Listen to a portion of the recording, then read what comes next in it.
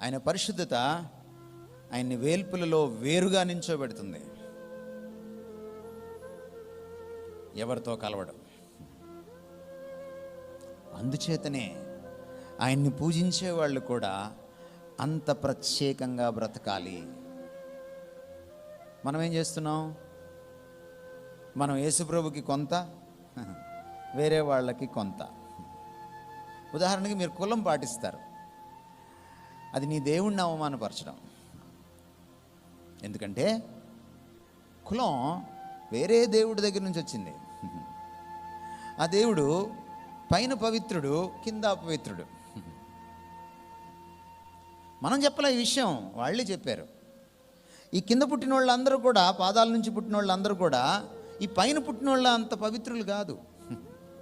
అంటే ఆయన తలకాయ పవిత్రంగా ఉంటుంది, అందులోంచి వచ్చినవాడు చాలా పరమ పవిత్రంగా ఉంటాడు. వాడిది పవిత్రమైన పుట్టుక. ఆయన పాదాల నుంచి పుట్టినోడేమో దరిద్రమైన పుట్టుక. అంటే పాదాలు దరిద్రమనేగా అర్థం, అంతే కదా అర్థం. నేను రాయలే ఆ పుస్తకాన్ని, వారే రాసుకున్నారు. అంటే ఈ దేవుడు పాదాలు కడుక్కోడా? ఈ దేవుడు పాదాలు అశుద్ధమా? తలకాయ శుద్ధమా? ఈ దేవుడు ఆపదమస్తకం శుద్ధమైన వాడు కాదా? మీ దేవుడిని మీరు మీ దేవాలయాలకు వెళ్ళి పాదాలు పూజిస్తారా, తలకాయను పూజిస్తారా? పాదాలని పూజిస్తారు. నీ పద రాజీవములతో అని పాట పాడారు మీరు. మరి పాదాలు పాదపద్మాలు అని అంటున్నారే, అవి పవిత్రమైన పాదపద్మాలు అయితే అందులోంచి పుట్టిన శూద్రులు, అందులోంచి పుట్టిన దళితులు పవిత్రులు కాదా? ఆ దరిద్రమైనటువంటి ఆలోచన మీరు తెచ్చుకున్నారు. ఈ పవిత్రమైన దేవుణ్ణి పూజించే మీరు ఆ దరిద్రమైన ఆలోచన తెచ్చుకొని మీరు క్రైస్తవంలో కలుపుకున్నారు. చూశారు? వాళ్ళని క్షమిస్తాడు దేవుడు, ఎందుకంటే వాళ్ళకి తెలియదు పాపం. కానీ మిమ్మల్ని క్షమించడు దేవుడు. మీకు మ్యూజిక్ ఉంటుంది.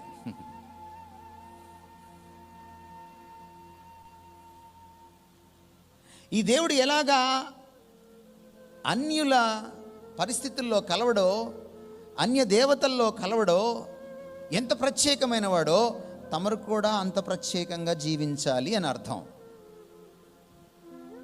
అందుకనే అన్య సంప్రదాయాల్ని, కట్టుబాట్లని, ఆనవాయితీల్ని మనం పాటించకూడదు. మన ఈ మధ్య నేను తెలంగాణలో ఒక పెళ్ళికి నన్ను స్నేహితుడు వాళ్ళ అక్కగారి కూతురు పెళ్ళి అంటే వెళ్ళాను. వెళ్తే నేను ప్రసంగించేశాను, అయిపోయింది, కూర్చున్నాను. ఎందుకు వచ్చాను ఈ పెళ్ళికి అనిపించింది నాకు. పాస్టర్ గారు పెళ్లి చేసి మన భారతీయులో మన సంప్రదాయం ప్రకారం తాళి అని మొదలెట్టాడు. ఇప్పుడు కాస్త పాస్టర్లు చదువుకోండి, శాస్త్రాలు చదువుకోండి. వెళ్ళి మీరు ఊరికే భారతీయ సంప్రదాయం అనకండి, భారతదేశాన్ని చదవండి కాస్త. మళ్ళన్నాడు, ఏంటది 3 పేటల తాడు అన్నాడు. మీకు భాష కూడా రాదా? పేట వేరు, ముడి వేరు. పేట అంటే తెలుసా మీకు? పెంతారే తాడుని, 3 తాళ్ళు తీసుకొని పేనితే దాన్ని పేట అంటారు. ముడి వేరు. తాలిలో పేటలు ఉండవు, ముడి ఉంటుంది. మీకు భాష కూడా రాదా? ఏం చేయాలి మిమ్మల్ని?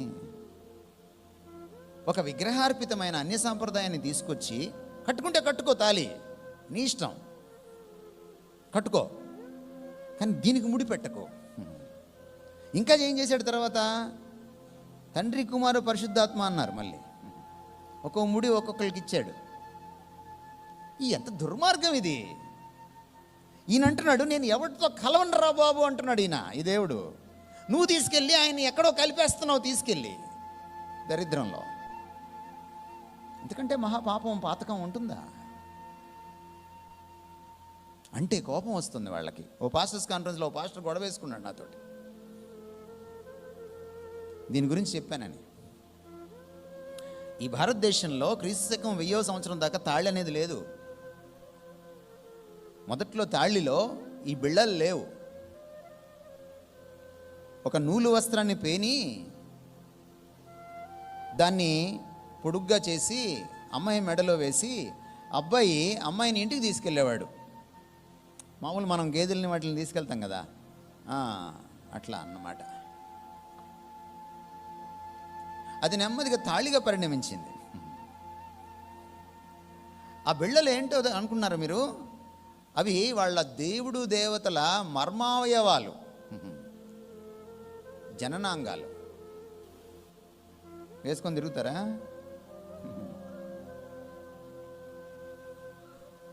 తెలుసుకోవాలి మనం. ఇశ్రాయేలీయులకి ఈ మాట చెప్తున్నప్పుడు ఆయన, అరే నాయనా, మీరు అన్యులతో వాళ్ళ పద్ధతులతో కలవకండి, వాళ్ళని ప్రేమించండి, కానీ వాళ్ళ పద్ధతులతో కలవకండి, లోక మర్యాదను అనుసరించద్దు అని పౌలు చెప్పాడు. ఈ దేవుడి ప్రత్యేకతను నువ్వు ఎరిగితే నువ్వు కూడా ప్రత్యేకంగా ప్రతి విషయంలో జీవించాలి. పరిశుద్ధత అన్నప్పుడు ఇక్కడ ఇంకొక విషయం కూడా ఉంది. దేవుడు పరిశుద్ధుడు అన్నప్పుడు మనం రెండవ కోణాన్ని మనం స్పృశించే ఆలోచన చేస్తే, ఈ దేవుడు పాపం పుట్టక ముందు నుంచే పరిశుద్ధుడు అని మనం ఎరగాలి. పాపం మొదట ఎక్కడ పొడసూపిందండి? ఏమండి? దేవలోకంలోనా మానవలోకంలోనా? పైన.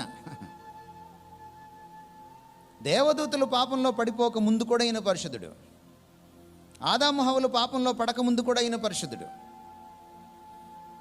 మీకు ఇప్పుడు పరిశుద్ధత అంటే ఏం అర్థం అవ్వాలి? సాధారణంగా పరిశుద్ధత అంటే ఏమని చెప్తారు మీరు? పాపం లేకపోవడమే పరిశుద్ధత. నన్ను పాపం లేకపోవడం పరిశుద్ధత కాదు, పరిశుద్ధత లోపించడం పాపం. ఎందుకంటే పరిశుద్ధత ముందు, పాపం తర్వాత వచ్చింది. ఒకవేళ దూతలు పాపం చేయకముందు తమరు అక్కడ ఉన్నారనుకోండి, పొరపాటున మీరు పరిశుద్ధతను ఎలా అర్థం చేసుకుంటారు? పాపం అనేది పుట్టలేదు అప్పటికి. మీరు పరిశుద్ధతను వర్ణించమంటే ఎలా వర్ణిస్తారు? దేవుని పరిశుద్ధతను చీప్ చేయకూడదు మనం. దేవుని పరిశుద్ధతను కొలవడానికి పాపాన్ని వాడుకోకూడదు మనం. కానీ ఇది పాపమా కాదా తేల్చాలంటే దేవుని పరిశుద్ధతే ప్రమాణం.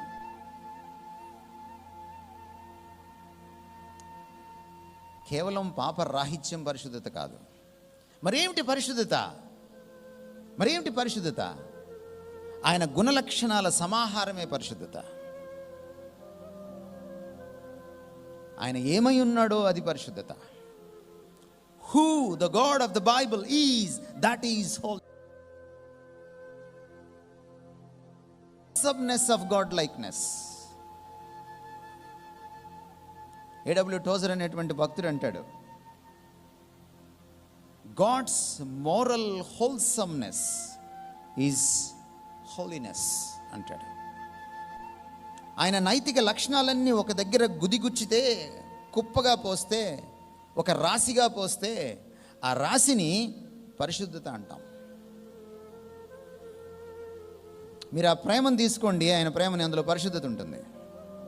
మీరు ఆయన కృపను తీసుకోండి, అందులో పరిశుద్ధత ఉంటుంది. మీరు ఆయన నీతిని తీసుకోండి, అందులో పరిశుద్ధత ఉంటుంది. మీరు ఆయన కనికరాన్ని తీసుకోండి, అందులో పరిశుద్ధత ఉంటుంది. మీరు చివరికి ఆయన కోపాన్ని కూడా తీసుకోండి, తప్పు పట్టచాలని కోపం, అది, అందులో పరిశుద్ధత ఉంటుంది. మీరు ఆయన సర్వాధికారంలో ఆయన చేసేటువంటి పనుల్ని తీసుకోండి, ప్రతి దాంట్లో, ప్రతి అధికారాన్ని అభ్యసించేటువంటి అభ్యాసంలో పరిశుద్ధత ఉంటుంది.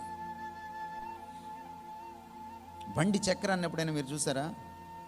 బండి చక్రానికి చుట్టూ ఒక రిమ్ ఉంటుంది, చట్రం ఉంటుంది, మధ్యలో పుల్లలు ఉంటాయి, స్పోక్స్ ఉంటాయి, దాని మధ్యలో ఒక హబ్ ఉంటుంది. అందులోంచి బండి ఇరుసు పెట్టి బండిని నడుపుతారు. ఈ స్పోక్స్ లేకపోతే ఆ చక్రము అలా ఉండలేదు. కానీ ఈ స్పోక్స్ అన్నిటినీ, అంటే ఈ పుల్లలన్నిటినీ ఒక దగ్గర గట్టిగా నిలబెట్టి ఉంచేది ఆ మధ్యలో ఉన్నటువంటి ఆ ఇరుసు దగ్గర ఉండేది ఆ హబ్. దేవుని పరిశుద్ధత ఆయన వ్యక్తిత్వంలో, ఆయన తత్వంలో హబ్ లాంటిది. ఆయన పరిశుద్ధత నుంచే ప్రేమ అనే పుల్ల వస్తుంది. ఆయన పరిశుద్ధత నుంచే కనికరం అనే పుల్ల వస్తుంది. ఆయన పరిశుద్ధత నుంచే న్యాయం అనే పుల్ల వస్తుంది. ఆయన పరిశుద్ధత నుంచే కోపం అనేది కూడా వస్తుంది. అందుకని ఎప్పుడైనా దేవుడు కోపగించుకుంటే ఆ కోపాన్ని తప్పుపట్టలేము. దేవుడు తీర్పు తీరిస్తే ఆ తీర్పును తప్పుపట్టలేము. ఇది దేవుని పరిశుద్ధత. అందుకనే పరిశుద్ధత మూల లక్షణం కాబట్టి, మౌలిక లక్షణం కాబట్టి, మిగిలిన లక్షణాలన్నిటికీ పునాది లక్షణం కాబట్టి ఆయన పరిశుద్ధుడు పరిశుద్ధుడు పరిశుద్ధుడు అని 3 సార్లు నొక్కి ఒక్కడి నుంచి చెప్పారు. హెబ్రీ పదజాలంలో, హెబ్రీ పరిభాషలో, హెబ్రీ భావ వ్యక్తీకరణలో 3 సార్లు చెప్తే పరిపూర్ణం అని అర్థం, ప్రాముఖ్యం అని అర్థం, అతి ప్రాముఖ్యం అని అర్థం. అందుకని ఆయన వెళ్ళి 3 మారు ప్రార్థన చేశాడు గెత్సెమనీలో. అందుకని ఆయన ఎవరికైనా చెప్పేటప్పుడు నీతో నిశ్చయముగా చెప్పుచున్నానని చాలాసార్లు తెలుగులో మీకు కనపడుతుంది యేసుక్రీస్తు వారి మాటల్లో, మీరు 4 సువార్తలు చదివితే. కానీ ఆయన ఒరిజినల్గా మాట్లాడినప్పుడు అలా మాట్లాడలేదు. ఆయన మీతో నిశ్చయముగా చెప్తున్నాను అనలేదు. ఆయన ఏమన్నాడంటే amen amen I say unto you అన్నాడు. అరమాయిక్ భాషలో మాట్లాడాడు ఆయన. ఈ అరమాయి భాషలో ఆమీన్ అంటారు. ఆమీన్ అంటే జరుగునుగాక, ఇది ఖచ్చితం అని అర్థం, ఇది తథ్యం అని అర్థం.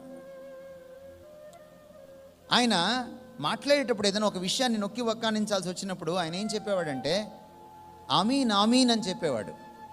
అంటే ఇది తప్పకుండా జరుగుతుంది, ఇది నిజమో అని చెప్పడానికి. 3 సార్లు బొంకిన తర్వాతనే కోడి కూయడం మనం చూస్తాం. ఎవరు?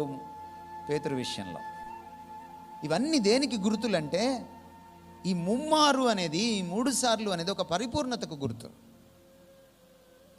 దేవుని ఆ లక్షణాల పరిపూర్ణత పరిశుద్ధత.